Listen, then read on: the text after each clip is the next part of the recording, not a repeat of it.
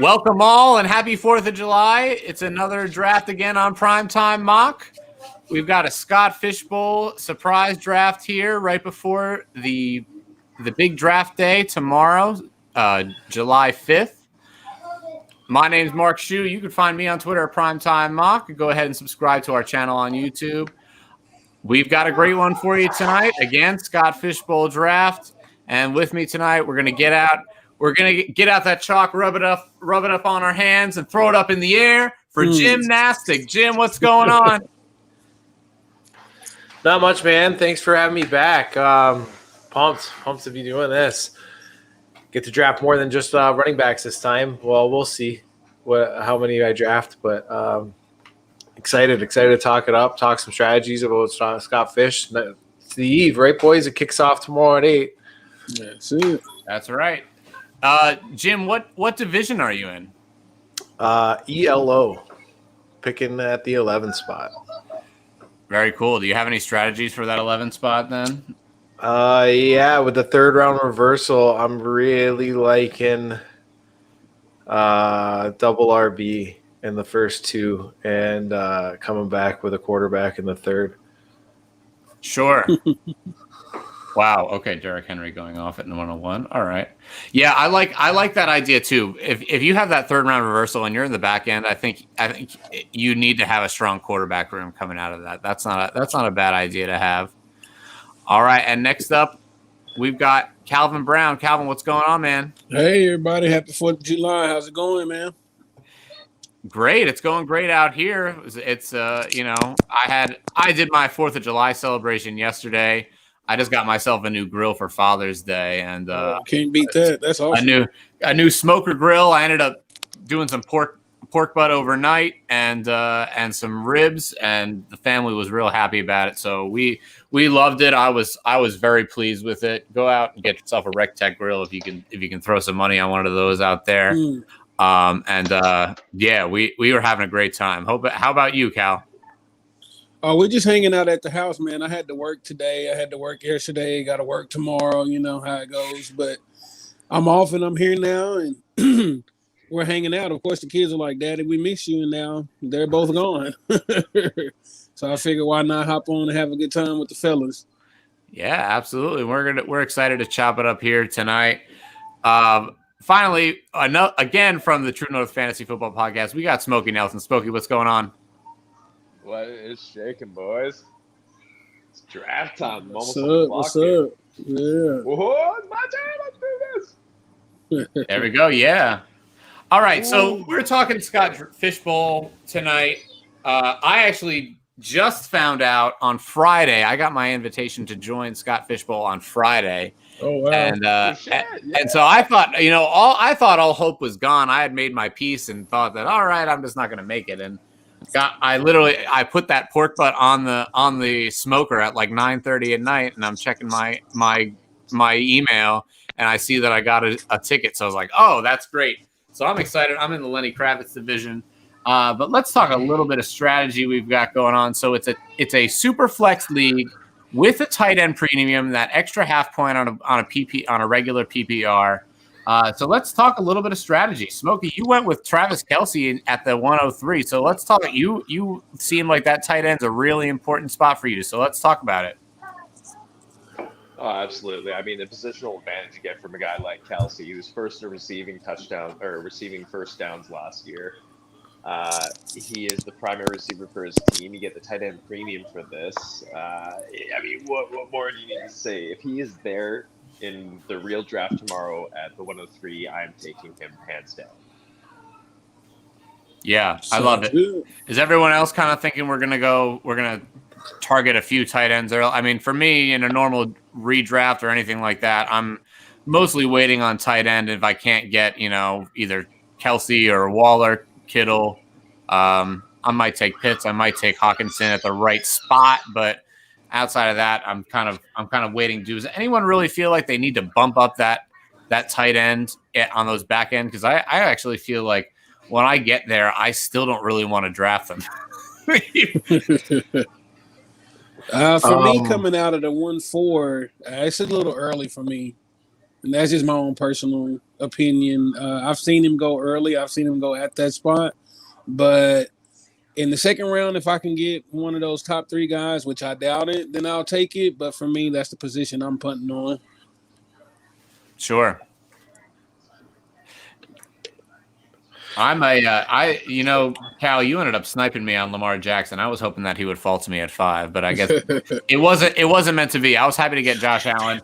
I think if you're not one who's really into getting that tight end premium out of the way early, or if you're not taking a guy like Christian McCaffrey or maybe Saquon early on, I'm definitely going quarterback. For the most part, like I've got the top 3 or 4 that I'm really, really comfortable with. And if I'm in that top 5, if I can get a top flight quarterback like Mahomes, Jackson, or Allen, especially since this is you get a point per rushing first down, and you get a half point for completion, and then a point you lose for incompletion. Mm-hmm. You want to lock in some of those top quarterbacks, and I think Lamar actually has a really nice little cheat code advantage where he's not going to be throwing a high number. He does not. Exactly. I mean, I think that he's going to be throwing a higher number of passes than that has in the year previous. But if you're one of those that doesn't believe that he's going to do that, he's going to have a low pass. He's going to low percentage of passes, but so he's going to have fewer incompletions. Plus, he'll have a lot more rushing first downs because you don't get the point if it's a passing first down. You get the point for a receiving first down and a rushing first down. So I think guys like Allen and Mahomes and Jackson, Murray, Prescott, if you've got that top 5, that's my top 5 for this. You really want one of those guys who can really give you those extra points and keep those incompletions down. Yeah, typically in redraft, I'll go heavy RB, but as a first timer in the Scott Fish Bowl, I want to make the most of it. And I was looking at McCaffrey because he was there, and so it's kind of hard to pass up on that guy. My other choice is Prescott, but without giving away too much info for tomorrow, honestly, it's kind of between those 3. It kind of boils down to them. And then with my assistant manager Cartman here helping me out, my little asshole here, we're gonna try to make some noise. You got to get somebody to talk trash for you, right? Yeah. Who did that? Who was that? I love it. All right. I'm gonna have to follow you, bro. Oh, and Jim, the quarterback guy. I'm trying something new. The guy with quarterback in his Twitter handle went 2 tight ends off the bat. Yeah, and so far my builds that I've been usually doing, honestly, it's usually been my choice of either Barkley or Kamara.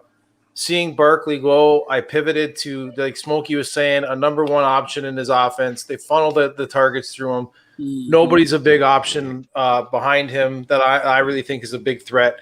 3rd round reversal, I can probably get my quarterback coming back. And the positional advantage that you get with it being Darren Waller, right? You get the first downs, you get the extra the half point because he's a tight end. And I can double stack that with Kittle. Last chance before the show, I want to see how this build turns out. If I can hit the elite strategy that's been kicked around in a couple chats that I've seen. Sure.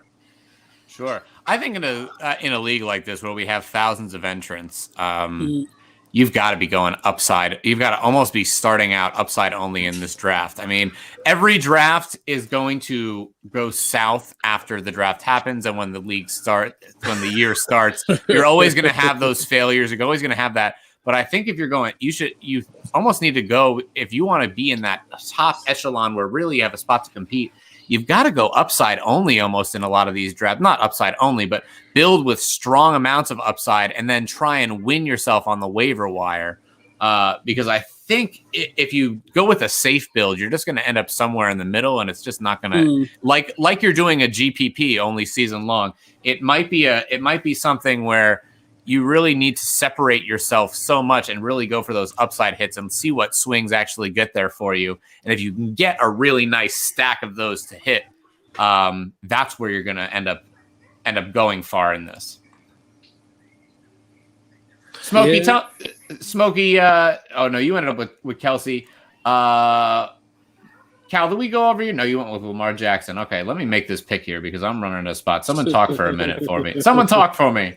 See, the other thing I really like with if you can get the Waller Kittle is you can possibly stack that with a cheap quarterback in Carr / Jimmy G, Trey Lance, right? Like you can hit Jimmy G, Trey Lance, and then you stacked your Kittle throughout the entire year because I expect Jimmy G to play a little bit.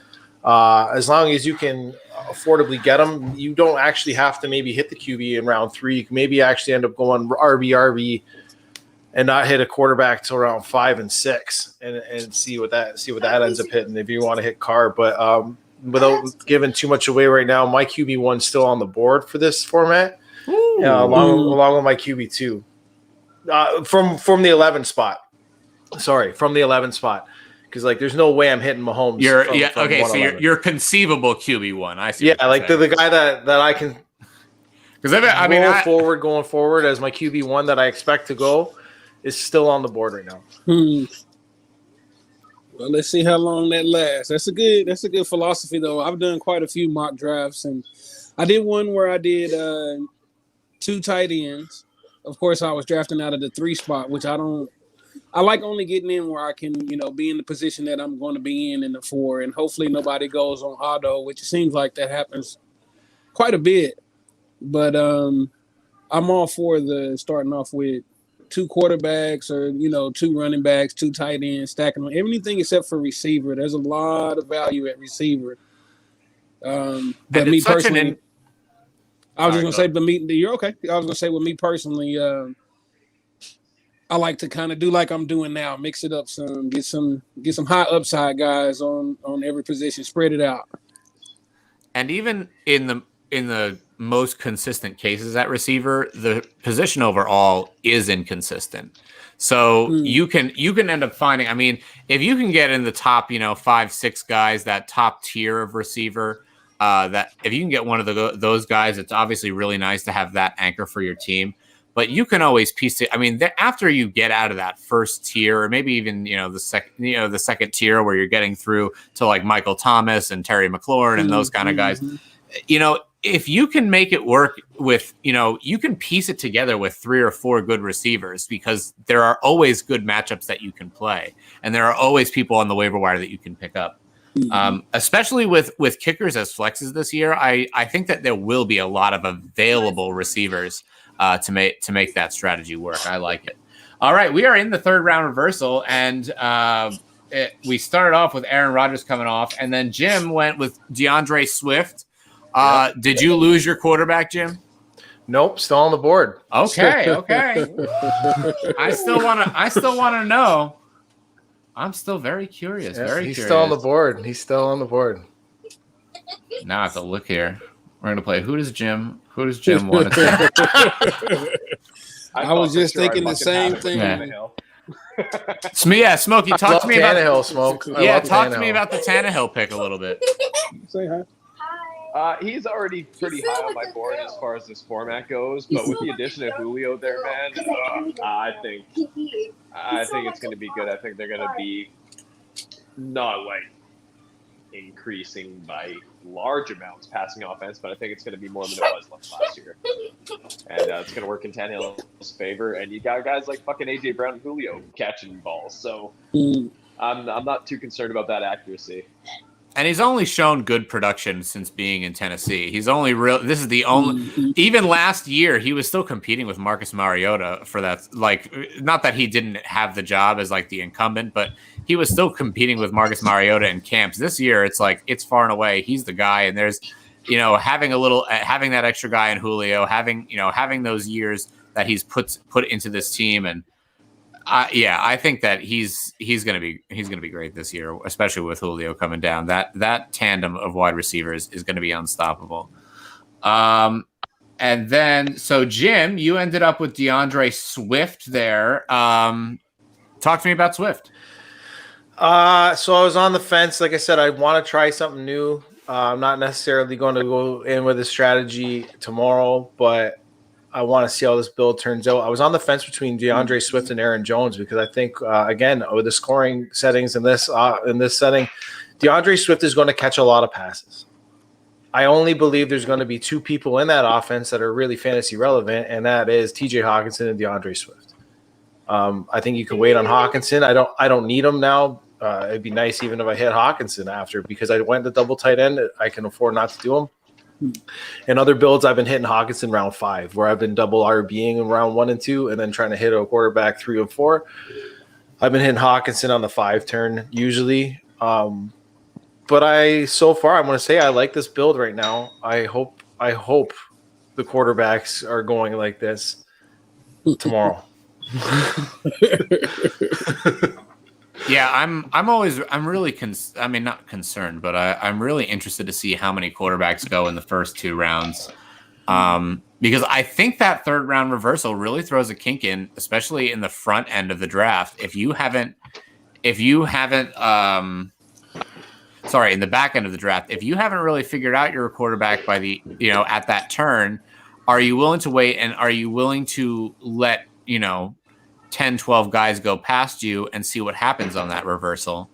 Or are you just going to have to take a quarterback and maybe take a guy a little higher than you want? Because ultimately it's all about getting that right combination. And, I think a lot of it is value, but yeah, there are so many different strategies in a league like this. Like I said, worst case scenario right now in a build like this with Waller, Kittle at the 11 and 202 is if the quarterback doesn't make it back to me, I'm looking to stack Derek Carr, Jimmy G, and Trey Lance at some point in there, and I have my quarterback tight end stack the entire year. Yeah, and you'll be able to wait on those guys as long as you want to. They'll still be there. Another guy you can wait on in this format. I mean, like YOLO balls, but like Ryan Fitzpatrick as your QB3 is a great QB3. He's a guy with a job. It's season long. It's not dynasty. Who cares? He's going to get you points. That's it. Big Ben, he's another guy I like. Everybody wants these 3 wide receivers to dominate. I don't like Big Ben. One of my favorite quarterbacks, but again, he's never coming close to me like the Patrick Mahomes, is Dak Prescott. Everybody's expecting at least 1,000 yards out of 3 wide receivers and 500 yards out of Zeke, plus probably another 900 yards from ancillary pieces. But who's throwing that ball? It's Dak Prescott. Yeah, okay. Right? It's Dak and even like with, you know what I mean? Like it's Dak, it's Big Ben. Like these are the guys that are throwing balls like in their three wide receiver sets. To a lesser extent, I don't really believe in Burrow, but like just on his knee, I don't think he's going to be set like early on in the season, but that's another story. But if you think that he can support 3 wide receivers, and I seen a poll about it today that says like 70% say he can support 3 wide receiver 2s. If you do, then that's a guy that you want to hitch your wagon to in this type of format, right? He's going to be chucking the ball. Yeah, that's why I really like Dak at 4, man. There's a lot of conversation in some of the chats about if Allen or Jackson or Murray or Prescott is available at that spot. And for me personally, I really like Prescott the most. I don't see how you can't. Jackson doesn't have those weapons. Murray doesn't have those weapons. Allen doesn't have those weapons. Like you said, there's only a few teams that can support 3 1,000 receivers. And Dak is on one of those teams. He's coming back. A lot of people are scared about the injury, things like that. And I like Jackson. I took him this time because of the upside of rushing. But, I mean, honestly, how can you not like what Dak is bringing to the table this year? I haven't said it on anything yet, so this is going to be my first time saying it, but how are we not already talking about him being the comeback player of the year? If he stays healthy the games, like there's nobody else who can even touch him. I think he's already like the favorite, the odds-on favorite. He's got to be. And I'm like I told you earlier, I'm in San Antonio, but I'm not a big Dallas fan like that. But man, it's going to be hard to pass him up. It's going to be hard to not take him. Yeah. And I like right Jackson. There so far. Beastie, I just want to talk real quick about Beastie. Like, is anybody else shocked about what he's doing at the 101? It's the first time I've seen Henry go 101, and that's fine. I've never seen it. There he is. Smokey just took my QB1, Tom Brady. Okay. That's the one I want. QB1 in the thing. There he goes. That's the guy. It's Tom Brady. That's the guy. I like it. I've never seen it yet at the 101. I'm not knocking it. I think it's fantastic, but because he's getting guys that are going to be following the offense through them. Derrick Henry, Sure. Devontae Adams, AJ Brown, DK Metcalf. Like, that's crazy. I've never seen it from the 101, but like, it's a long way back for the quarterbacks. But maybe he's going to do like I've been talking about and try to get like some like the older leftover guys that seem to be like just discounted a bit too much in season long. The Big Bens, the Fitzpatricks. Sure. He's on auto. Yeah, I think he's on auto. Is the Yeah, problem? he's been on auto since the beginning too. Yeah. He doesn't count. He doesn't count. Brutal. I'm like, this is a nuts draft though. God damn it. God damn it. I probably should have known. He told me, he goes, I can't go on. He goes, I can't go on the stream. I'm going swimming tonight, but I'll be able to draft. I was like, oh yeah, okay. But yeah, I think he's out having a good time tonight. Chris, enjoy yourself. Don't drink and drive or anything like that. So I actually, first I thought I was going to end up coming back with 2 quarterbacks, like in my second pick, but I actually decided to pivot, and I went with Naji Harris there at 208. I really like his upside to. I mean, he's going to get like 350 touches probably in the 17 games, and I think that's exactly what you're looking for. And getting it in the second round, even in a super flex, is pretty nice. Came back around with Joe Mixon. I thought, I might have taken a receiver, but I thought that there still might be a lot coming. And then when I came back around with Carson there, I kind of decided we're kind of reaching that running back cliff, that running back dead zone area that I'm not willing to take anymore. I could have taken Montgomery and maybe Miles Sanders or somebody like that, and that felt like about it for me to be comfortable. So I like having them in as a flex, having those 3 guys. I'm not going to take another running back for a long time now, probably. And I'm just going to work on the rest of, try and work on the rest of my positions here. But I feel really good with Josh Allen being my starting quarterback. Even if I don't get a later end second quarterback, I'll feel okay about that. And I can even try and find a third one to piece together and make a nice QB2 committee. And then, like we said, wide receivers deep, and it'd be nice to have those guys at the top. But it's outside of that, I think you can piece together people that'll make it work during the year. So here's hoping for that. Yeah, that's definitely my wide receiver one is still out there. So like the guy who was looking for Brady, as late as he could, I'm waiting on my guy as late as I can, and hopefully I'll get him. I kind of fat fingered Jacobs there at the 4-4, but I'm not upset with that. It happens. Yeah. Well, at the beginning, we said, I told you guys, the kids were out doing their thing, but now they're in the house now, and kind of had to be daddy for a minute there and push the button, and it was like, oh shit, I picked Jacobs. But I'm not mad at that though. I like those 3 receivers. They don't have much other than Jacobs. They don't have much competition behind them, so I'm okay with that. Sure. All right, Jim, what are you thinking here? I'm contemplating if I could wait for Carr. I'm really contemplating if I could wait for Derek Carr or if I take the trailer and take this guy right here. There you go. Ooh, spicy. Yeah. Again, this is a mock, right? You got to practice, and this is the last chance before the show. Let's see if I go elite and see what it does, right? I've funneled all what I would assume is 80% of the Detroit offense there, my last 2 picks. As I said earlier, Smoke took my QB1 in this format. That's Tom Brady. My backup QB1, if he didn't make it to me, actually went 2 picks before Hawkinson. It's Matt Stafford. That's my fallback guy. But like I said, in this build, I want to see if we can take Carr, Jimmy G, Trey Lance around round 7, 9, 12, or 7, 9, 11.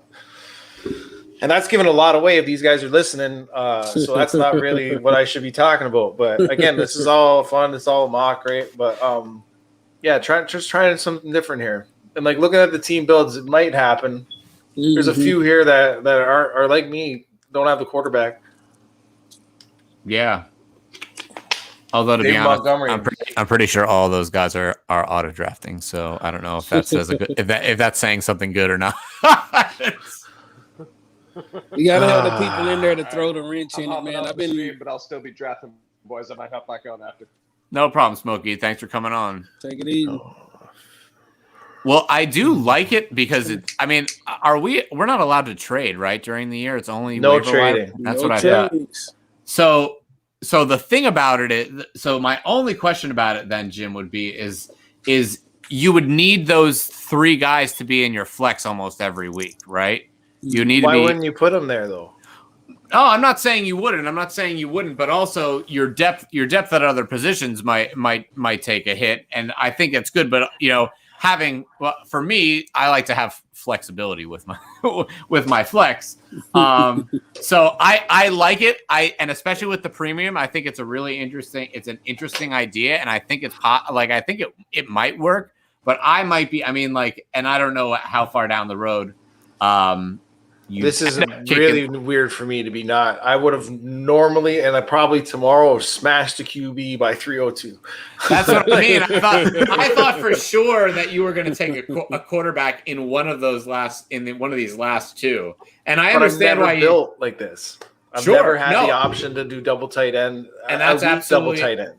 That's absolutely what you did. I actually started one build the other day that was that was Saquon, Gibson, and Pitts was my build because it just didn't end up working out that I was getting a quarterback that I wanted in the right spot. And I ended up I decided to just wait on quarterback for that, and it ended up working out okay. But that's what this is about. We've got to work these things out, not just in our rankings, but we need to work them out in the draft room, and that's why we like to put these things together in the first place. All right, so let's see. I got a pick coming up. Any of these teams looking really strong to you? That anybody that's not in the draft currently, or in the room right now? Let me see. I really it's a little too early for me to be taking. I don't like taking wide receiver in this format till round 6. That's where I like it, and I've been consistently getting DJ Moore or Calvin Ridley, Deontay Johnson. I don't mind. And again, season long, I don't mind rolling out a bunch of guys like Jarvis Landry, Adam Thielen. DJ Moore is my number 1, and DJ Moore is my 1. I'm fine with that. And I'll take those older guys. I'll take those guys that just funnel. Antonio Brown. Antonio Brown's going to do well in this format. These are guys just have a stable of wide receivers that you can just plug and play. Most season long, really, I like to emphasize running back because that's something you just can't get on the wire as easily normally, right? Guys your Alexander Madisons are probably taken in round 15, round 18, something like that. Everybody's backup running backs are taken. A sneaky guy that I've been noticed fall to in mocks just because his ADP isn't on there is Mike Davis. Yeah. Mike Davis is a good running back to be having as your RB3, RB4. I like stables of running backs too. You're going to see probably on the 6th turn, I'll probably take another running back. There goes Mike Davis. Hey, yeah, you spoke it into existence, man. I was looking at him anyway, and I was thinking about not having a receiver or a tight end or that second quarterback, but I'm right there with you, man. You got to have plenty of running backs to me because there's a lot of value at wide receiver. You can wait on it. You really can. That running back and quarterback drop off though after a couple rounds is hideous though. Oh yeah. You get to looking at some of those guys and it makes you want to puke, man. Yeah. And this is why when I got here to the 5th round, I was still looking at receiver. I didn't think Beastie even on auto draft would go 5 straight receivers. But I took Fields because I think, again, I'm pushing for upside, and a lot of these players are definitely upside plays. Harris is still an upside play, and I think he's undervalued, but he's still a high upside play. Fields is a guy that if you can get a stack with a guy like Josh Allen or Lamar Mahomes and come back with Fields in the 5th or 6th round, I really like the idea of getting a guy like Fields. He might not start that first week, but he will be at some point. He does have the rushing floor, and I think, again, that Konami code is what you're looking for.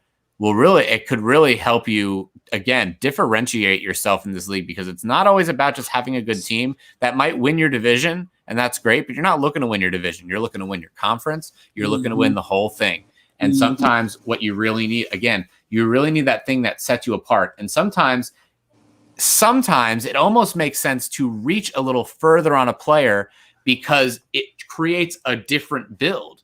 It doesn't necessarily create a build that the ADP is going to align with. And so you make that reach that maybe takes the guy you want, and then you find that you have to adjust in the build later on down the road, and maybe that person hits that you ended up taking, and that's what separates you. So even, I think of that this loosely in tiers. So a lot of these guys are very close to me, but again, when I'm in this, I'm shooting for upside. So as long as the upside is there, I'm going to just keep pushing for him. And right now he's not a huge dynasty guy, but I'm going to go with Julio Jones right here. Perfect. For my first wide receiver, I'm getting Julio Jones in the 6th round. You can't beat that. At 65 overall, Julio Jones is going off. I can live with that. I can take that. And again, I don't have to go for running back for a while. I might try and get us a backup quarterback here, another quarterback here, but I'm feeling pretty good. I'm kind of punting on tight end, but you got to pick something to punt on. And for me, it's tight end, I guess. Yeah. I like what Smokey did too with that Godwin Brady stack. Sure. That's really nice. And Cal, you went with Davis and Woods. Yeah, Bobby Trees, man, that's my wide receiver one. If I can get him as my first one, I'm good with that. I'm just fine. Yep. I like him. I like that offense. I like what Matt Stafford's going to bring. Everybody's always been high on that team the last few years, and now you get a guy like Matt Stafford in. And Robert Woods is just another one of those guys that completely goes under the radar every single year, and all he does is produce. Think about the wide receivers who year after year go criminally underrated, and they could just be your one. If you for the past 4 years went hard running back, even took a guy like Kelsey in the first 4 rounds and came back with getting Robert Woods and Jarvis Landry, you'd probably have been completely fine you would have been completely fine at receiver, and you could have had a monster everywhere else. Yeah, that's right. I was in a mock yesterday where the guy had he had Devontae Adams. No, excuse me, he had Stephon Diggs. He had a great stack of receivers, and he was like, I don't know how you guys let this happen. And I told him the truth. I said, man, it was a redraft I play in the home league, $100 home league that I play in every year. And the guy beat in the first round of the playoffs had the exact same setup, like Stephon Diggs, Tyreek Hill, Keenan Allen, and then somebody else. And on paper, it looks good, but they still have to go out there and play. And the one thing I tell everybody every year is we cannot account for injuries. That's the one thing that's going to throw a wrench in your system every year is who's going to get hurt. So you have to be prepared for it. Yeah. Absolutely. I probably had 3 or 4 teams last year that had the Barkley Kamara or Barkley CMC. And I just had to punt the league, right? I was fucked. What are you going to do? See, I'm in the home league I'm talking about. I have CMC as my keeper. But I was ahead of the curve on Ronald Jones. I was ahead of the curve on Gibson. That was the one big one. And now he's going in the 2nd round, and I got him off the waiver wire last year, week 1.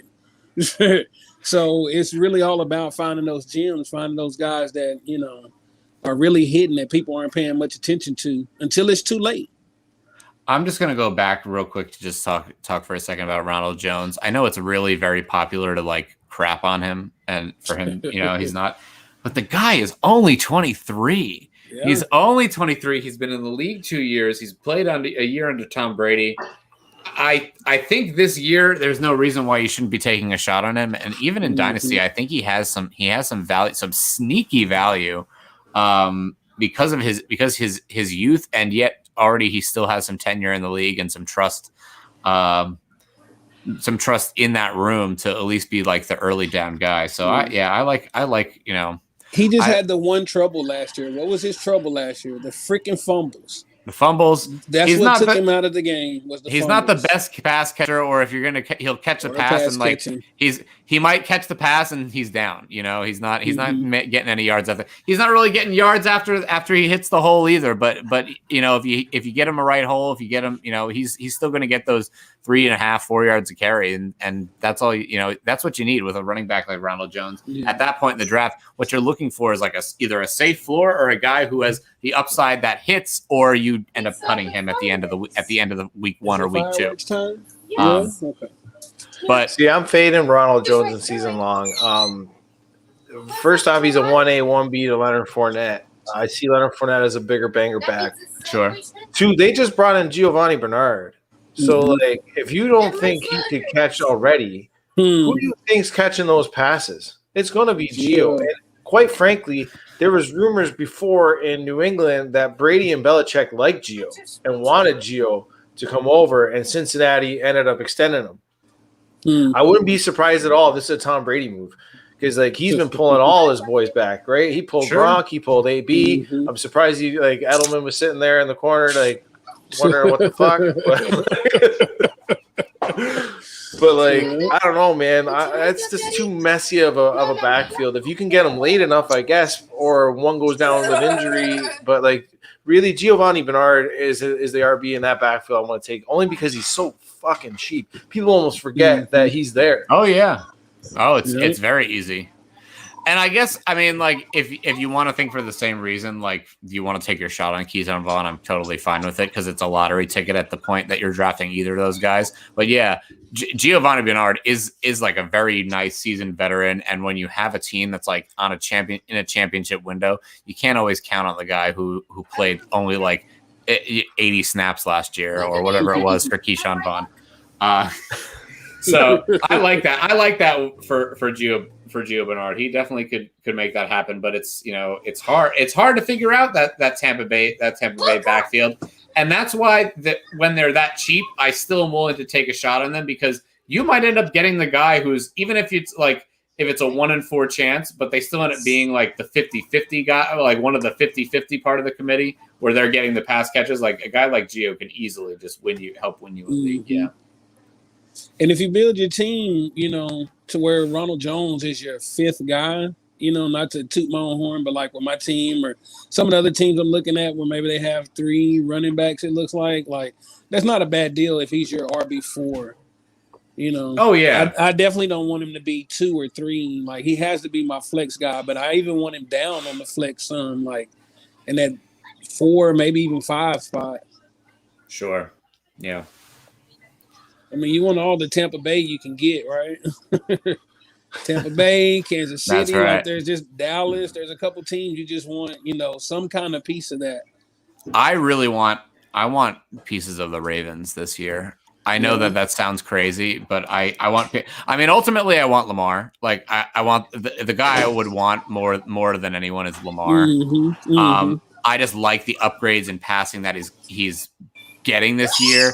I think that a guy like Marquise Brown can still be productive. I don't know if he's necessarily slated to be the one, but I do think a guy like Bateman really is going to help him out. He finds those soft spots in the defense that allow that, and then makes himself into a running back once he gets the ball.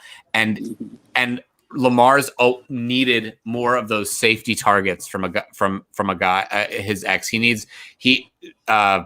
Marquise Brown I think can play the 9 route. He can play those deeper route tree routes, but that's what his job is. Bateman is the guy who needs to be the possession receiver. And I think that the amount of help they gave him with Rashad Bateman in the first round, getting a guy like Tylan Walls, even though he's not going to be a huge fantasy contributor, it's saying a lot about what they're doing. They traded away Hurts last year. What's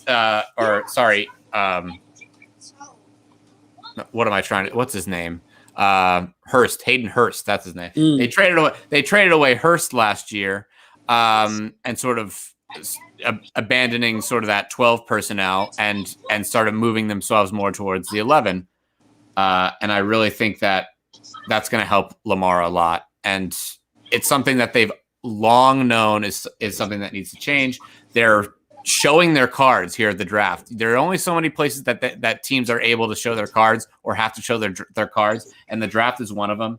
And I think that was a really big indicator that we're going to see something this year that we weren't seeing from that Ravens offense in a while. Then people don't talk much about Sammy Watkins either, but they bring him in as well. That's true too. Oh yeah. They brought in Watkins. I mean, Sammy Watkins is a good real-life football player, frustrating fantasy football player. Yeah, I don't think I'd draft him, but as far as helping Lamar's stock, like it's just like you said, they bring in pieces to help him be efficient and effective, and it's called the RPO, not the PRO. So they're still going to be running first. We're looking to run first, but when he has to, and like you said, like the guy's efficient. He's kind of like Ronald Jones, right? Like people love to crap on his passing, but the guy's a Heisman Trophy winner, and it's not from running the ball. The guy can throw the ball too, and now he's got a few more weapons. So we're gonna see what he can do with it. All right, we are about to finish up the 7th round here. Where we last left off, Jim, you had just taken Hawkinson in the 4th. Let's talk about the last 3 picks you just had here. Yeah, so again, I want to see how this build goes. I originally said I was going to wait and take Carr, Jimmy G, and Lance, but the value was just too good after I took Sanders there in the 5th. I had to take Matt Ryan. It's a guy that's going to throw up balls. Everyone thinks Calvin Ridley and Russell Gage are oh my God, there goes Trey Lance. Screw you, Smoke. Why did I tell you anything? No, we're buddies, bud. He's just a guy that's going to put up numbers, right? He's gonna put up volume. That offense passes a lot, so I can take the incompletions. I think you'll make it up with touchdowns and completion volume. And then after that, just trying to hammer out again. I was saying in season long, I like to take a lot of running backs. So a guy that this seems to be getting undervalued is James Robinson. I don't think Travis Etienne is going to come over and take over his role right away.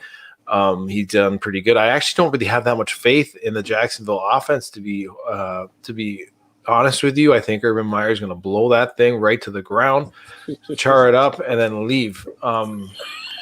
He's not really like setting anything up to really be successful. But again, a guy that was on an offense that was absolutely horrible last year, bottom 3 in scoring, was James Robinson. So it's not like it's anything new for him.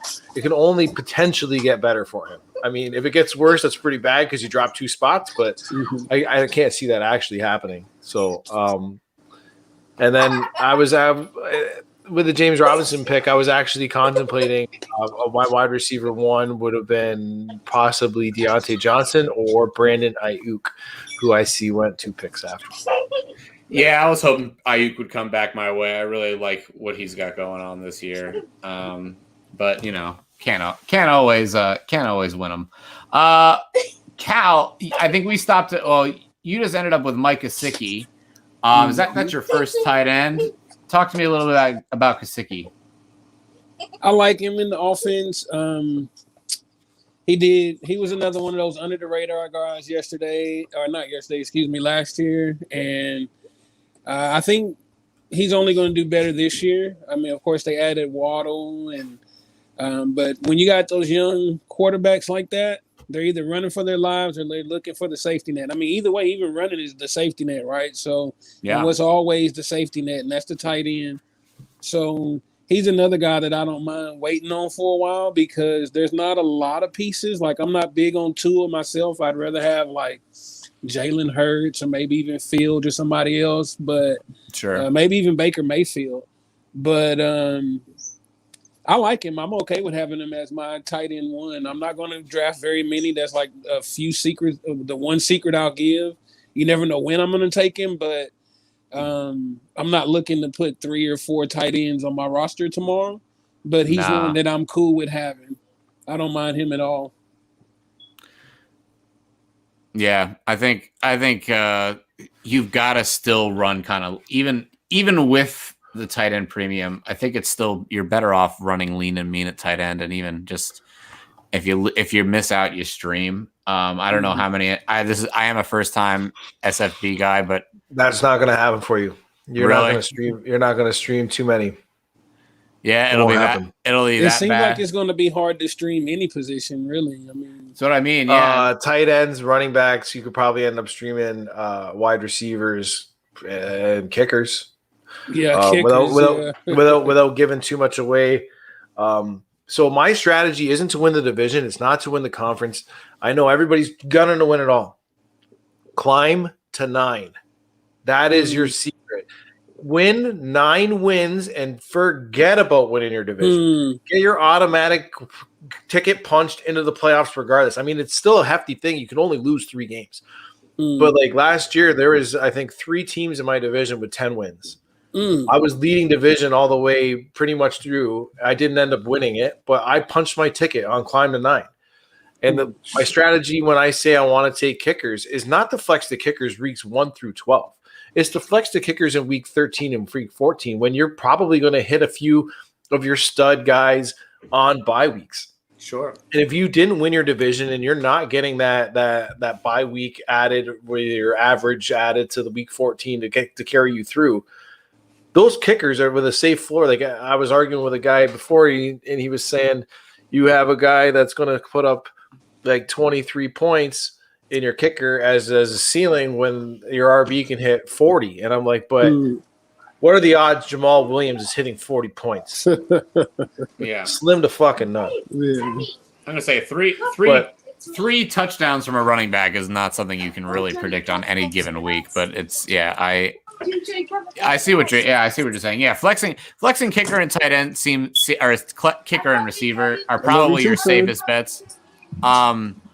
I do think that you can make it work with kicker. There are a few things that you can use. I mean, like a home team that's projected to win is usually a good bet to have that kicker get you 10 to 12 points, and sometimes that's all you need from your flex. I mean, there are a lot of times where you can't get that from even a receiver, and especially in these deeper leagues with where you're running 2 flexes, it's definitely a viable option. I'm interested to see how it's going to go tomorrow, man. I have to work. I have to be at work at 6 in the morning. I don't get off till 2. And I'm really excited because I'm not lying, man. I've probably done 30, 40, 50 mock drafts since I got the invite. Yeah. And I just really don't believe any of them are going to go that way. Like, it's just so much of a toss-up. Like, I'm really excited to see what's going to happen. I mean, the one good thing is I don't have to wait too long to pick my first guy. But I've still got like 4 guys on my chart that, I'm looking at who to take first. I'm almost sold on quarterback, but I mean, if CMC is there, how do I pass him up, Oh, for sure. Oh, we got fireworks? Cool. We'll be going outside real soon then. Happy 4th of July. Happy New Year. It's Happy New Year. Happy New Year. It's happy. That's my boy. Happy. I love it. Love it. And I spending time with your family on 4th of July, that's a thing, right? It's good. And I'm happy that everyone's here spending some time with us tonight on Primetime Mock. But hopefully everybody this 4th of July had a great time with their family. It's got to see some fireworks, have a drink or two, get out and get some barbecue and eat some good food. Food. Yeah, if you're not a barbecue guy, if you're have a drink or two. That's right. And I'm happy to have everybody out here tonight. This is actually for everybody besides me in the Childish Gambino division. Hey, just get plastered and make all the mistakes you want tomorrow. That's right. Hopefully they're all too hungover, right? They're all too hungover to make good decisions. That's really what we're hoping for. I've been thinking about that, like, man, the day after 4th of July, like, oh, this guy, he must have did that on purpose. Like, yeah, like somebody's going to make a mistake. Somebody's going to party a little too hard and take themselves right out of the first round. That's right. Somebody's going to take Matt Barkley instead of Saquon Barkley. I could see that. It happened last year. Poor guy or girl. Poor guy. Yeah, that's fine. Let's see. I think I can wait on him another round. So let's see. Yeah, I'll take this guy now. Hold on. It's still my turn, right? Is it? Wait. Okay. Hold on. I got to figure There's out those mistakes. Oh, yeah. I got one more. Okay. All right. I'll let it ride. Let's see if I get sniped. I was a little bit anxious. Man, I'm trying to figure out where I want to go right now. I'm thinking hard. And am I the only one, man? I've been playing on Sleeper a couple years, and also my fantasy league. I was lucky enough to get in the satellite last year and ended up in second place. But oh man, Sleeper is just so much easier to function than my fantasy league. I'm still getting accustomed to that system, even on my phone. Oh, there we go. That's a good one. There we go. I'll take it. And with Tua, I kind of like that idea that I can make that if I can get that stack to go to work, that would be nice. I like Fuller, man. He's another one that people are questioning in that wide receiver room, but because he only plays 8 games. But you know what? He didn't. That's not what happened last year. And like that's what you said. And I get that he was, I get that he was suspended for the end of the year. But the dude was a wide receiver 1 all year until he ended up getting suspended. There is no actual evidence that the substance he was taking has anything to do with his actual performance on the field.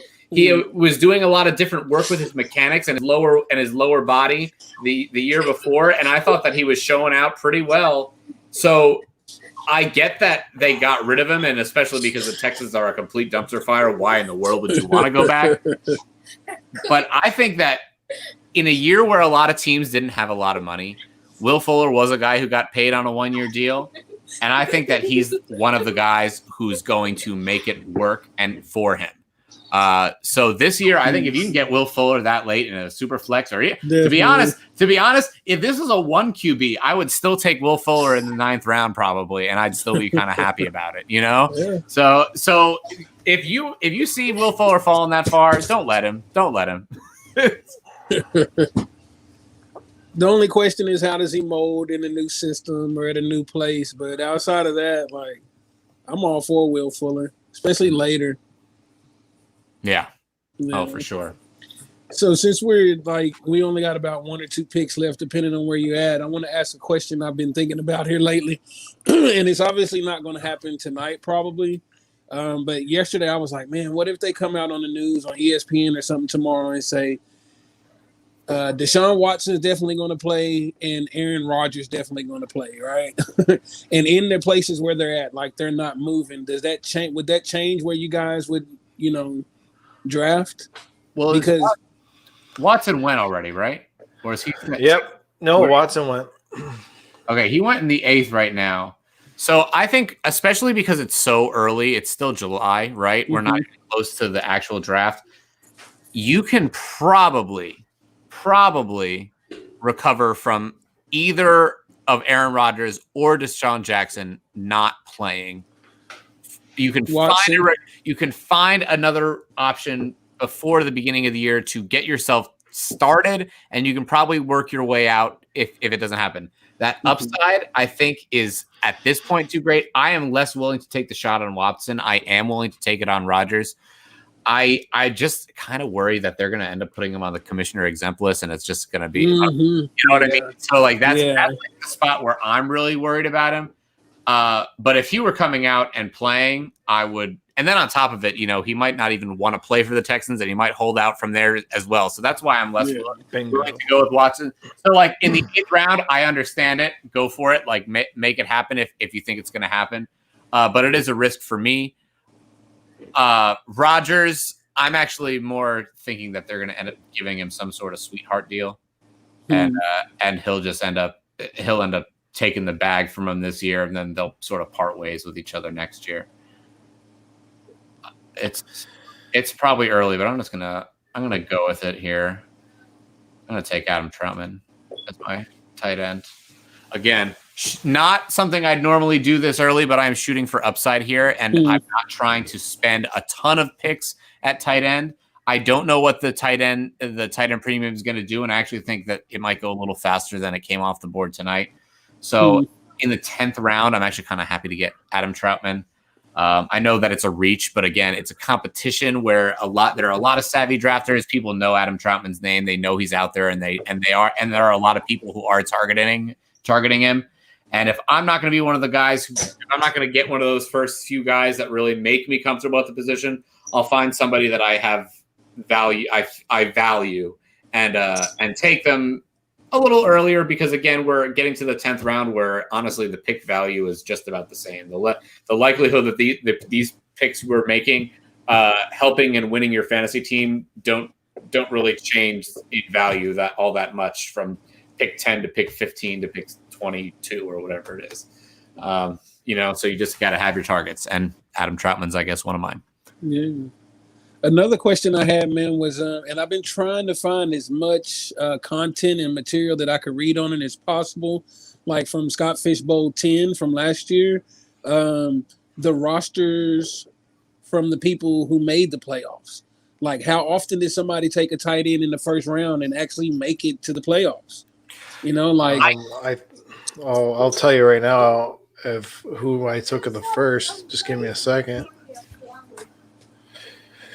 Give me a second. I think I might have taken Travis Kelce, to be honest with you. He might have been my guy. Let's check it out. I don't know if this guy's going to make it back to me, but I'm really hoping he does. I'm really hoping for it.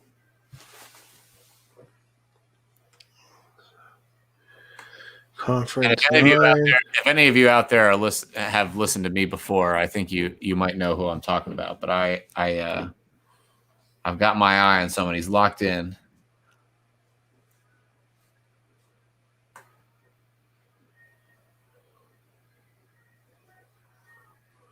There's Jarvis Landry for Jim. Got his Derek Carr. Who did I take? Round 1. I took Nick Chubb. I took Nick Chubb round 1 last year. Yeah. Chubb, a running back. Okay, yeah. I got disconnected for a minute there. I guess that was the wrong question to ask. No problem.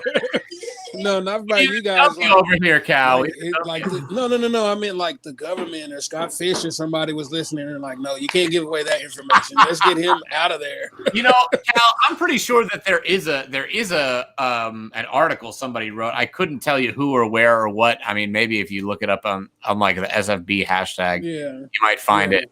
Like winning roster percentages or something like SFB11 winning roster percentages. You might find it there.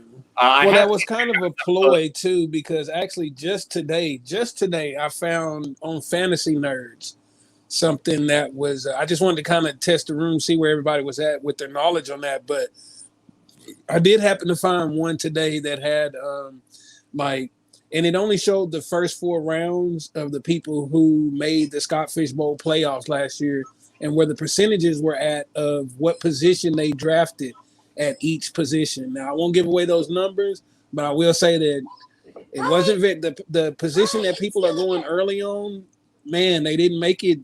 They didn't make it to the playoffs. And, I mean, I don't know. I kind of want to say something, but I don't. But it's like, it fits in line with how I want to draft anyway. Like, I'll just say I'm not going tight end early. I'll just say that. Yeah. Just because you get Kelce or just because, and I'm not, throwing shade in anybody who's drafting right now or who's drafting tomorrow, but, just a word to the wise, just because you get one of those guys in a tight end premium doesn't mean you're going to make the playoffs.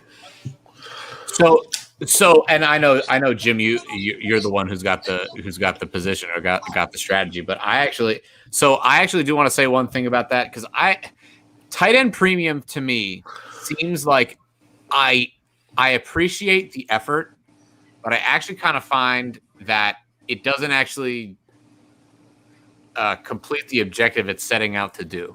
You're still going to have the guys at the top: Waller, Kittle, Kelce. Maybe Pitts, if you believe in Pitts this year. You're going to have those guys, the ones that have that high target percentage. Those guys are always going to be separating, and they're always going to have having to the bottom, giving them an extra half a point doesn't actually allow you to separate at the tight end position. It might be available as a flex, but really, I think if you don't have one of those top guys, the next guy down isn't helping you more than he would in a normal tight end league, and there's no reason to take a real far reach on any of those guys. I don't disagree with what Jim did because again, Waller. This is never going to happen. Yeah, and Tomorrow, this isn't happening. One, it's never going to happen. I'm telling you. Tomorrow, this is not my strategy going into tomorrow. I want to see how this build is going. Only going 11 rounds, though. Like, I'm not too worried about like having Matt Ryan and Derek Carr and Jarvis Landry and again Antonio Brown as like my wide receiver 1 and 2. Those are the guys that are just forgotten about season long. They're going to get you there. Like I'd rather like season long. I want a stable of running backs. Like I said, normally Bob threw me off there with Barkley, but normally I've had my pick so far of Kamara and Barkley. Sometimes Henry I've looked at, right, and then hitting a quarterback in round 3. But I wanted to see how this elite build went, and doesn't look too bad with that, man. Like, and I disagree. This in normal tight end premiums, I would say it doesn't really differentiate the top 3 from the rest. But with Scott Fish in the point for first down, if you can identify tight ends that you think are going to catch first downs, like your Travis Kelce's, not only catch passes, but catch first downs. So a first down catch pass is 2.5 plus the yardage. Yeah, those guys are like TJ Hawkinson, I think, is going to funnel a lot of first down passes. Again, right. I'm not discrediting the people at the top being able to separate from the rest of the pack. What I'm saying is a lot of people feel the need to draft the tight end earlier, even those lower level tight ends, the guys outside of the top 5, draft them up a little higher because it is a tight end premium. And really, those players give you no separation whatsoever.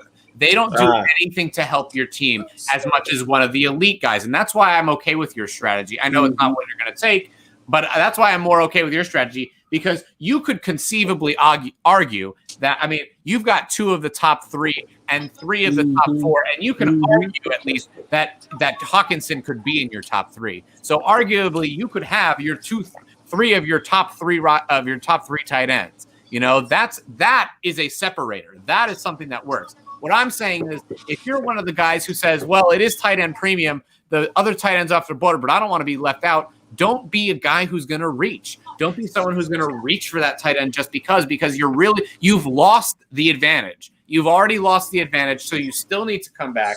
And that's why I'm just not a real advocate for tight end premium leagues. I'd actually rather, and I have done this in some leagues, where I actually, in especially deeper leagues like 12, 14, 16 team leagues, I'm willing to take the tight end out and make it a wide receiver tight end flex.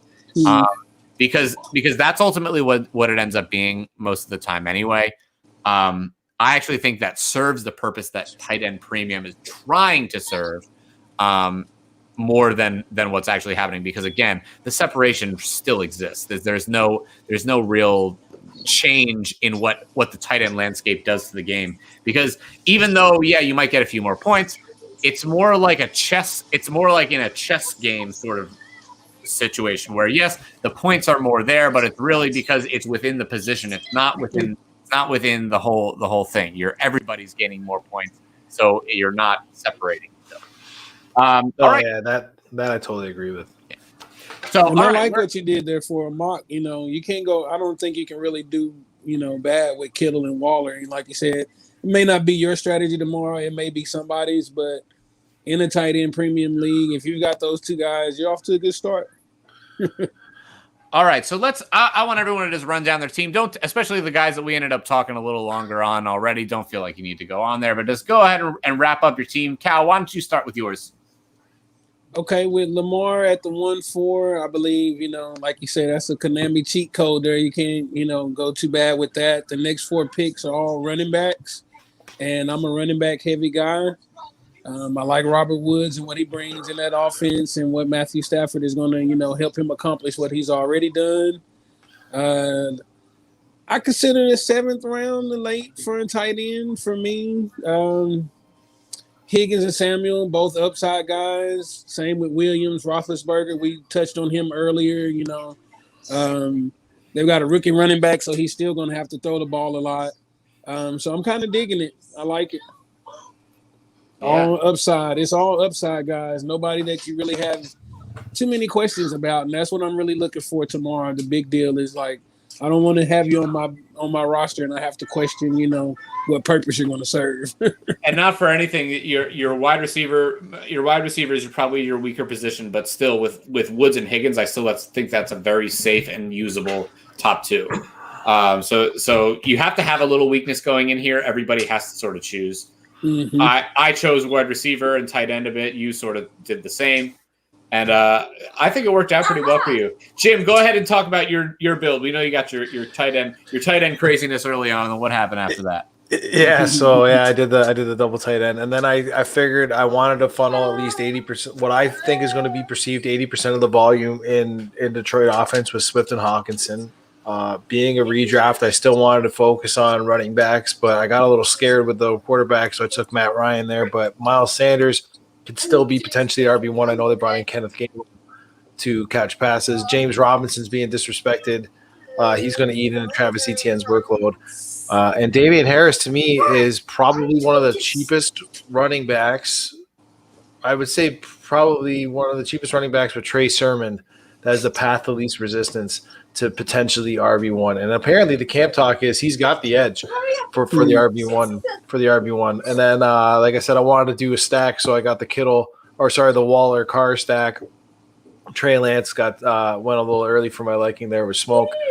And then I know my wide receiver is a little light there, but Jarvis Landry and Antonio Brown as my 1-2 with if it was more picks, I was going to end up trying to hit Darnell Mooney and Elijah Moore coming back with them. Sure, and we can't. Well, I didn't want to go too far. I d't want to take up too much. No, too much of your evening here, Well, I still do like the build. I mean, again, you went strong and you ended up punting a little bit at receiver, but again, you ended up with Landry and Antonio Brown. It's a little 2015, but it's still a good combination. And if Antonio Brown is the guy that we saw in the playoffs and in the Super Bowl, you're gonna be just fine. And again, quarterback, you can still make that work with that stack. And again, it's a unique stack, so I can take that as well. The one thing I will say is I do worry about offenses. I'm not sure how many wins the Raiders have off the bat, but a team like the Lions, you do have that high percentage of the pie. But they're only projected right now to win 5 games by Vegas, so it's kind of hard for me to always feel like not that I wouldn't take Swift, not that I wouldn't take Hawkinson, I just wouldn't necessarily put them on the same team for me. And so you know what I mean? Real quick, five wins, that puts them at playing from behind a lot. Mm-hmm. That's true, but a lot of passes coming out of the ring. But that doesn't. But it doesn't mean that they're going to score those points either. It doesn't mean that there they're have to be touchdowns in this format, though. That's the thing. Like Tampa Bay offense wasn't very good with Jameis Winston winning games. Like they weren't winning a lot of games with it, but they were producing wide receivers with it. Sure. You know what I mean, Evans and Godwin were at one point 2 wide receiver ones with Jameis Winston. Sure, but Edwins and Godwin and Jameis Winston aren't Jared Goff and Quintez. And then James Robinson last year, bottom 3 scoring offense. Not a lot of wins on that team. Won. He was an RB1 coming off the bat, right? So again, I don't want the Tyrell Williams. I don't want the ancillary pieces on that offense. I only want those 2 pieces. And again, sorry, Jim. I'm not saying I don't want either of those pieces. I'm just saying I wouldn't necessarily want them together on my team right now, based on how many points and wins they're supposed to have. Not that they couldn't be good on a team and be a productive member of any team. For me, I would avoid it's not a stack because it's not a quarterback running back, but I would avoid stacking my skill positions on teams that are with low win projections and low point totals for the year. And not that either of them can't do it, but for me, I would be looking for ones that are, I'm pretty sure they're going to stay in that bottom 5 offenses for the year. They're valuable players. They both are. And I agree with you on that, but I don't know how I'd feel about stacking them as a team together on one roster. I would differentiate over many rosters and many different leagues. And I have shares of Swift, I have shares of Hawkinson, but I'm not trying to stack them together for a winning team in this year. That would go for a lot of other teams. Like the Jaguars, I wouldn't want. I would take James Robinson. I had him on a lot of leagues last year, but I wasn't going to have James Robinson and like DJ Chark because I didn't think that would be a helpful winning combination if those are the guys who end up being in my lineup week after week after week because of the point totals that the teams are going to ultimately put up. See, I get that with Jacksonville because DJ Chark. Tell me who is it going to be? Is it going to be DJ Chark, Marvin Jones, LaVisca Chenault? Yeah. But with my argument with being Detroit is if you think Detroit's going to pass 500 times and you think that they're going to be playing from behind, doesn't matter if they get in the end zone. All I'm caring about is the points per reception and the first downs. And those first downs are going to come through them. That's I think that's the only reason why I'm actually really high on the Detroit team stack this year. That's just me. I think they play in a tough division. I think they're going to be playing from behind a lot. I think they're going to be throwing a lot of balls. I don't want Goff. I think Goff might throw a couple interceptions in this format and go like a quarterback that goes 22 for 33 with 2 INTs. The 22 for 33, which people got to really understand, is got you 0 points. Yeah, 22 for 33 gets you 0 points. Well, an incompletion is -1. A completion is 0.5. So you need two completions for every incompletion that you throw. Yeah. Right. So like Jared Goff going say like 22 for 35 and like an INT. No, I don't want that. But like the 22 passes being caught, and if 18 of them are from Hawkinson, it's not going to be 18. But you know what I mean? If like 15 or 12 of them are caught by Swift and Hawkinson with some substantial yardage behind them, I'm happy with that. A couple first downs in there, I'm happy with that. Plus like rushing yards for Swift. Sure. And Jim, again, it's more of a hedging bet that I'm making. That I'm saying that like most weeks out of the year, Detroit's probably not putting up more than 2 touchdowns, and maybe even more like 1 touchdown.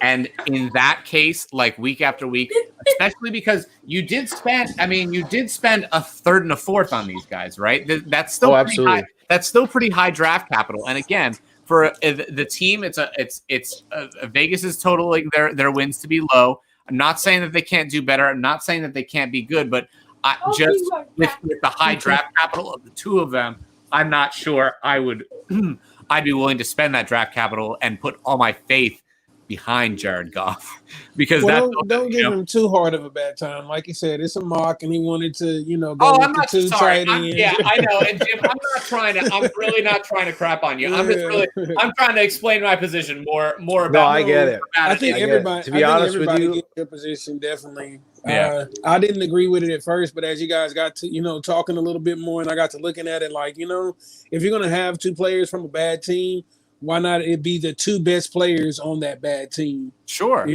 Definitely. Yeah. I'll be honest with you too. Like I didn't really my plan on 4 on this build was to hit CEH. Yeah. And then Calvin hit him in the 3rd, so he didn't make his way back. Sniper. All right, so we'll go real quick. I'll go through my team. I ended up starting off with Josh Allen. I was thinking that Lamar would fall to me. I think I've been seeing a lot more Josh Allen go ahead of Lamar these recent. I don't agree with that for this year for fantasy. I actually have Mahomes, Jackson, Prescott, and then Allen. Although they're all very, very, very close to me. Even Kyler Murray in there. And then came back around. Naji Harris, talked about him. Joe Mixon, Chris Carson, thought the running back dead zone was coming, and it was. So I decided to take Chris Carson, one of my last guys that I feel comfortable with as a starter in case one of those guys got hurt. Didn't hit running back for a while, and I ended up with A.J. Dillon in the 11th round as my RB4. My God, guys, does he still not have top 24 upside on a weekly basis? I feel like even with Aaron Jones, he can still be a great runner, and one injury away, he's a league winner. So in the 11th round, he's the guy I'm going for. If I do this where I go heavy RB early, and then I come back with a guy like A.J. Dillon, still a great talent, and in December, I still think that they're going to be relying on him to bruise into the end zone, especially if Aaron Rodgers is not necessarily the one there. They're going to be running the ball a lot, the best they can. Ended up with Justin Fields and Tua Tagovailoa to duke it out for the Superflex spot. I think those are 2 pretty good options. I like the bounce back candidacy for Tua. I think he's got a lot of updated pass weapons. Will Fuller. I did like the Jalen Waddle pick. Probably he was my number 2 wide receiver in this draft class coming in. I like that for him. I like Gesicki. I like what they've done. I like what that offense is going with. And I think that Tua's got all the weapons he needs to make it happen. Justin Fields, again, the Konami code, that upside, if he hits, that's, again, that build. Even though I reach for it a little bit, I'm willing to take that risk because he is going to have that upside in a league like this to change everything. And we shouldn't forget that Tua has that rushing upside as well. He does not just have the arm that everybody's concerned about. He does have that rushing upside. And again, I'm not sure what number quarterback he was coming off the board here, but it looks like he was in the mid 20s or late 20s. And I will take that all day as my QB3. I can easily piece together something with Tua and Justin Fields for the rest of the year. My wide receivers, Julio Jones, Chase Claypool, Will Fuller, stacked him with Tua to see if that might help out. And then I can always get more work on the waiver wire for that. And even if I run with only 3 kickers and I have some people, I think, 3 wide receivers, I can maybe pick up some kickers to help my flex and things like that there. Guys, great mock. Thank you so much for coming tonight. Jim, why don't you go ahead and tell everybody where they can find you? Yeah, you can find me at Gold Jacket QBs on Twitter. DMs are open. Find my stuff on TrueNorthFFB.com, my written content. And then every Tuesday nights at 7 p.m., me and Connor Donald host the Gold Jacket podcast. Sometimes it's a shit show, but it's always a fun show. So... It's okay. We like to clown around here from time to time too. All right, and Calvin Brown, we don't interact much on Twitter or anything like that, but I was happy to have you come through, man. Thank you. I appreciate it. Thank you very much for having me. This is actually just my second podcast ever. Oh, awesome. So I'm cool. I appreciate the opportunities I'm getting. We're all analysts. Some are just a little bit more seasoned than others, but I'm trying to get there. So I appreciate the opportunity to be here tonight. Really do. Thank you. Absolutely. The only reason I can call myself an analyst is because I put this podcast together. So that's all it is. So that's a big deal. That's a big deal, man. Cal, why don't you let everyone know where they can find you too on Twitter? I'm at BroCal38. I think I've got it right down here. You can see it. I'm running a autism awareness charity league. So if anybody's interested that can hear me right now that's interested in that, I've got one 12-man team. 12-man league that's already going, and I'm trying to expand it a little more.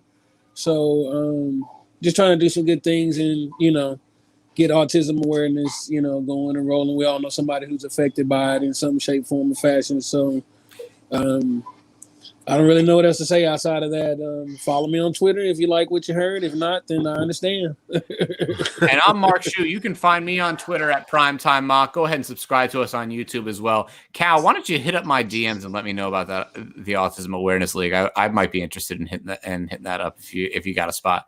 I will. I sure will, man. I appreciate even just the interest.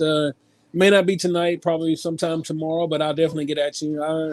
I think I follow both of you guys. If not, then I'm going to make sure to adjust that, to fix that for sure.